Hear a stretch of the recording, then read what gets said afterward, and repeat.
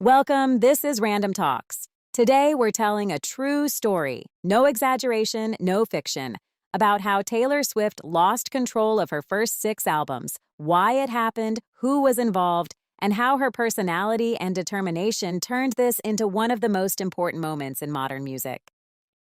In 2005, when Taylor was just 15, she signed her first recording contract with Big Machine Records, a brand new label created by Scott Borchetta. Like almost all new artists starting out, she agreed to standard industry terms. Big Machine would own her master recordings, the original source files of her songs. Taylor kept her songwriting rights, but the recordings themselves legally belonged to the label. This wasn't unusual, but it would shape her entire future. Between 2006 and 2017, Taylor released 6 globally successful albums: Taylor Swift, Fearless, Speak Now, Red, 1989, and Reputation. They made her one of the biggest stars in the world. But the masters, the actual recordings, remained under Big Machine's control. Taylor could not decide how they were licensed, used, or sold. And this is where her character becomes important. Taylor has always been known for her discipline, her sense of fairness, and her desire to control her own creative work.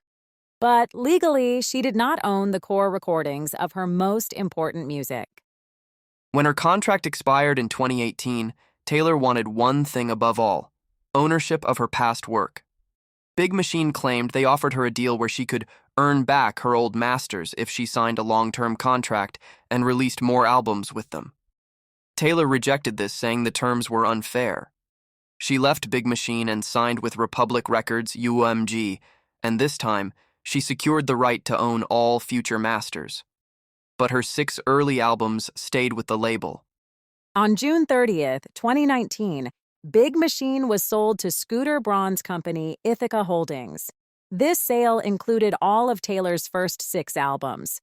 Taylor said she learned about the deal at the same time as everyone else, through the news, and that she had never been given the chance to buy her own catalog.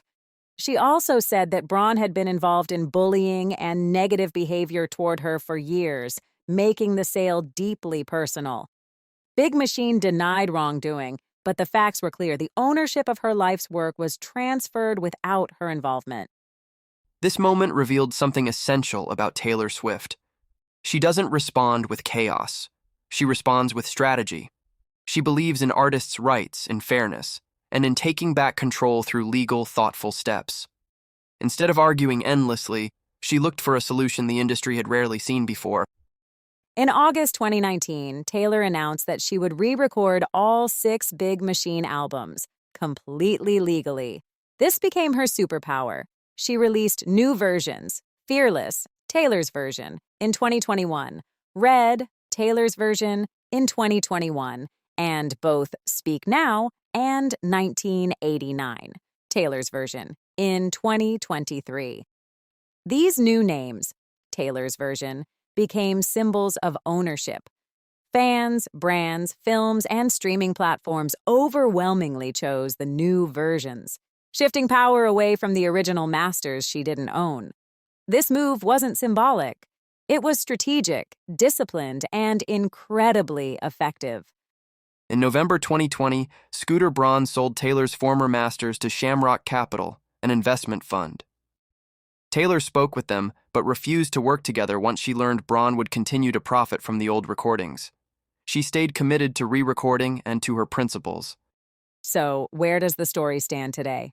Based on all confirmed facts, Taylor does not own the original 6 master recordings. She does own every re-recorded album and all music from Lover onward. Her Taylor's Version project became one of the biggest artist rights movements in history. Her determination, strategy, and character completely changed how the industry thinks about ownership. This is not a story about drama. It is a story about control, contracts, integrity, and a musician who refused to let her past be taken from her.